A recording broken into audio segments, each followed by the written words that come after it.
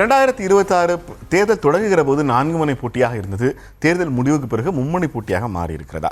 சாதி அதிமுக தனது நல்லாட்சியை கொடுத்திருக்கிறது, அதன் சாதனைகளை விளக்கி இருக்கிறது. திமுக ஆட்சி மீதான விமர்சனங்களை முன் வச்சிருக்கு, ஒரு வலுவான கூட்டணி அமைச்சிருக்கு. நாங்கள் ஜெயிப்போம் ஸ்ரீனிவாசன். அதிமுகவுடைய ஓட்டுக்களை தாவைக்கா எடுக்க வாய்ப்பில்லை. அதுக்கு என்ன பொருள்னா திமுகவோட ஓட்டுக்களை தான் தாவைக்கா எடுக்குதுன்னு நான் புரிஞ்சுக்கிறேன். அவங்க பதில் அதிமுகவே நல்லாட்சினா இப்போ திமுக பொற்கால ஆட்சின்னு சொல்லலாமா? அதிமுக மரியாதைக்குரிய எதிர்க்கட்சித் தலைவர் திரு எடப்பாடி பழனிசாமி அவர்கள் மக்கள் மன்றத்தில் சந்தித்து ஓட்டு வாங்கி முதலமைச்சரானவர் அல்ல. அந்த கட்சி விபத்தில் முதலமைச்சரானவர் 4 ஆண்டு காலம் இருந்தார். அது நடந்த சம்பவங்கள் எல்லாமே நமக்கு தெரியும். 2021 படுதோல்வி அடைந்தார்கள்.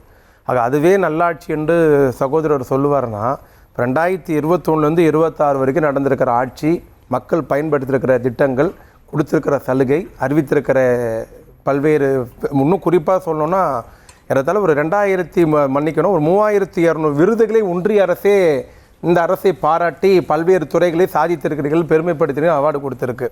இல்லை இப்போது இருமுனை போட்டியால் மும்முனை போட்டி, இருமுனையா போட்டியெல்லாம் ஆட்சியெல்லாம் கேட்குறீங்களே.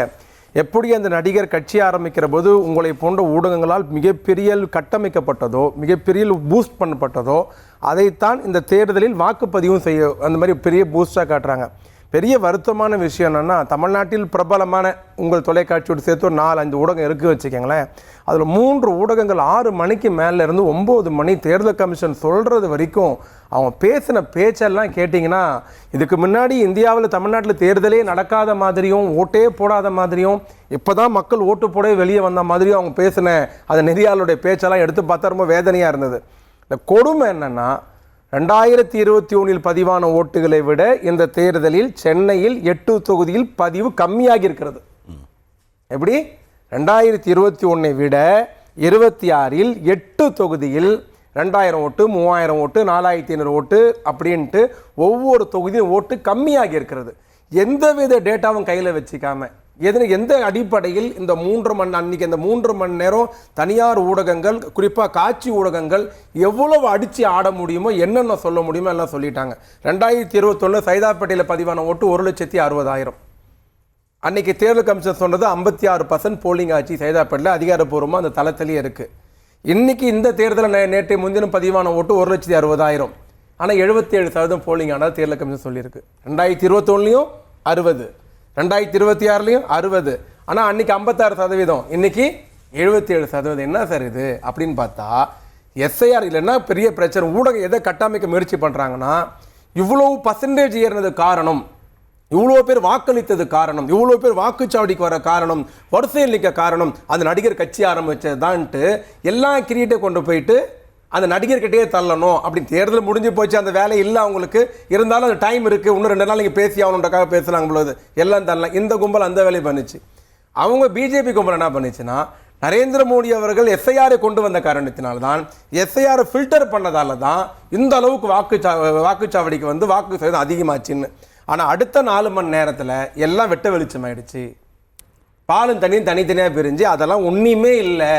2021 பதிவான வாக்குகளை விட இந்த தேர்தலில் சென்னையில் வாக்குப்பதிவு குறைவு தான். அப்போ பஸ்ஸு கிடைக்கலன்னு கத்துனவங்களாம், அப்போ சின்ன ஆள்லாம் ஓட்டு போட்டாங்க சொன்னவங்களாம், அப்போ இவ்வளோ அமக்கலாம் எல்லாமே சமூக வலைத்தளங்களில் கட்டமைக்கப்பட்ட போலியான பிம்பம். நீங்கள் வீடியோலாம் பார்த்துருப்பீங்க. கேளாம்பாக்கம் பஸ் ஸ்டாண்டில் இவ்வளோ பேர் நின்றுட்டு இருந்தாங்கன்ட்டு ஒன்று சொல்லிட்டாங்களா, அவங்க 4000 பேர் நின்றுட்டு இருந்தாங்க. அதில் 60 பேர் தான் டிவிக்குன்னு கத்திட்டு இருந்தான். மீதி பேர்லாம் ஊருக்கு போகணும், கல்யாணத்துக்கு போகணும், சடங்குக்கு போகணும், 1008 வேலை. சரி, பாதி பேர் ஓட்டு போடவே போகணும். ஆனால் ஒன்று புரிஞ்சிக்கவே இல்லை சார். நான் என்ன நினச்சேன், ஒரு அம்மா பேட்டி கொடுக்குது சார், 8 மணி வரைக்கும் ஓட்டு போட வைக்கணும் அப்படி. இந்த அம்மா எப்போ பேட்டி தருதுன்னா மதியம் 1:30 மணிக்கு பேட்டி கொடுக்குது சார். இது நடைமுறைக்கு சாத்தியம் இல்லை. நமக்கு தெரியாத போல இருக்கு, அடிப்படை நாலேஜ் இல்லைன்னு நம்ம எடுத்துக்கிட்டா 4:30 மணிக்கு இந்த கட்சியுடைய தலைவரை அறிக்கை விடுறாருங்க 8 மணி வரைக்கும் போலிங் வைக்கணும்ன்ட்டு. அப்போ இவருக்கு தெரியவில்லைன்றதா, அந்த வாக்காளர், அந்த கட்சியினுடைய தொண்டனருக்கு அவருக்கு தெரியவில்லைன்னு நினச்சிக்கிறதா, இல்லை கட்சி தலைவருக்கே தெரியவில்லைன்னு நினச்சிக்கிறதா? உனக்கு ஞாபகம் வச்சுங்க, 18,000 குக்கிராமம் இருக்குது தமிழ்நாட்டில், 12,500 ஊராட்சிகள் இருக்குது, 18,000 குக்கிராமங்கள் இருக்குது, 603 டவுன் பஞ்சாயத்து இருக்குது, 340 யூனியன்கள் இருக்குது, ஏறத்தாழ 400க்கும் மேற்பட்ட நகர சபைகள் இருக்குது. தமிழ்நாடு வாக்களித்தவர்கள் 4,60,00,000 பேருங்க. ஒரு 10 இன்ஸ்டா மீடியா ரீல்ஸை பார்த்துட்டு 10 சமூக வலைத்தள ரீலை பார்த்துட்டு தாவேகா பிம்பம் ஓட்டு வாங்கிடுமோனா எப்படி வாங்கும்? இன்ஸ்டாவில் இப்போ நல்லா பண்ணாங்க. சரி வச்சுங்க, சமூக வலைதளத்தில் அதிக பதிவுகளுக்கோ அல்லது லைக்குக்கோ ஒருத்தர் ஆட்சி அமைக்க முடியும்னா சீமான் போன முறையே முதலமைச்சராக இருக்கணும். ஏன்னா அதிகம் சமூக வலைத்தில் களவாடியது நாம் தமிழர் தான். கொடுமைனா இந்த தேர்தல் அவங்க எங்கே இருக்கிறாங்கன்னே தெரியல. ஓகேங்களா? அண்ணன் சொன்னார் நாங்கள் பல்வேறு சாதனை செய்திருக்கிறோம், இதெல்லாம் மக்கள் ஓட்டு போடும். அவர் சொன்ன 3 சாதனையுமே வேதனையான விஷயம் என்னன்னா 3மே எடப்பாடி முதலமைச்சராக இருக்கிற போது நிறுத்தப்பட்ட திட்டங்கள். தாலிக்கு தங்கம் கொடுத்தோம்னா 2017க்கு பிறகு தமிழ்நாட்டில் யாருக்கு தாலிக்கு தங்கம் வழங்கப்படவே இல்லை. நாங்கள் 2021 ஆட்சிக்கு வருகிற போது 1,17,000 அப்ளிகேஷன்ஸ் வெயிட்டிங்கில் இருந்தது. அந்த முதலாண்டு நாங்கள் கொடுக்குற பொழுது இதே தான் லேப்டாப் கதையும், இதே தான் அவங்க கொரோனாவில் பண்ணதும். 4,000 தர சொன்னோம், 1,000 ரூபாய் கொடுத்தாங்க. அந்த ஆட்சி மேலே இந்த அதிருப்தி வேதனை, இந்த ஆட்சி தேவையில்லைன்னு முடிவு பண்ணது மக்கள் கொண்டு வந்தாங்க. ஆனால் 2021 துவங்கி 26 வரையில் மக்களே எதிர்பார்க்காத திட்டங்களை, அது பொங்கலுக்கு 3,000 ரூபாய் இருந்தாலும் சரி, இடையில போட்ட 5,000 ரூபாய் இருந்தாலும் சரி, 8,000 ரூபாய் கூப்பனாக இருந்தாலும் சரி, நான் முதல்வன் திட்டமாக இருந்தாலும் சரி, மகளிர் உரிமை தொகையாக இருந்தாலும் சரி, விடியல் பேருந்தாக இருந்தாலும் சரி, அல்லது IAS IPS படிக்கிறதுக்கு உதவித்தொகையாக இருந்தாலும் சரி, தொழில்துறையாக இருந்தாலும், சுகாதாரத்துறையாக இருந்தாலும், கூட்டுறவுத்துறையாக இருந்தாலும், அல்லது இந்த கூட்டுறவு சங்கத்தில் கடன் ரத்து பண்ணுறதா இருந்தாலும் சரி, விவசாயத்துக்கு மானியம் எதுவாக இருந்தாலும் சரி, இந்த 5 ஆண்டு காலத்தில் தமிழ்நாட்டு முதலமைச்சர் பார்த்து பார்த்து தேடி தேடி அரவணைத்து அவர் சொன்னார் இது எல்லோருக்குமான ஆட்சி. அப்படி ஏன் திமுக ஓட்டு தாவேக்காவுக்கு போகாதுன்னு நீங்க நம்புறீங்க? அதாவது அண்ணன் ஒரு சீனிவாசன் பேசுகிற போது ஒன்று பேசிட்டு ஃப்ளோவில் ஒன்று சொல்லிட்டாரு, சினிமா கவர்ச்சியை நம்பி போக மாட்டார்கள்ன்ட்டு. அனைத்து இந்திய அண்ணா திராவிட முன்னேற்ற கழகம் ஆரம்பிக்கப்பட்டதே சினிமா கவர்ச்சியை நம்பி தான். ஆக ஆனாரப்பட்ட எம்ஜிஆர் சினிமாவிலிருந்து போகிற பொழுதே திமுகவிலிருந்து யாரும் போகவில்லை. அந்த ஓட்டு சதவீதம் அப்படியே இருந்தது. கால சூழ்நிலை எம்ஜிஆர் ஆட்சியில் உட்கார வைத்தது.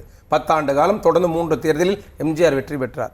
ஆனால் இன்னைக்கு அப்படி இருக்கானா, அறிவு சார்ந்தவர்கள், பகுத்தறிவு உள்ளவர்கள், சுயமரியாதை உள்ளவர்கள் அல்லது படித்தவர்கள், இவர்கள் எல்லாம் இன்னைக்கு ஒரு பக்கம் நிற்கிறாங்க. அப்போ இந்த தேர்தலை தாவேக்கா யாருடைய ஓட்டை வாங்கும், யாருக்கு பாதிப்பு ஏற்படும்னா, நான் சீனிவாசனை கோச்சிக்கூடாது.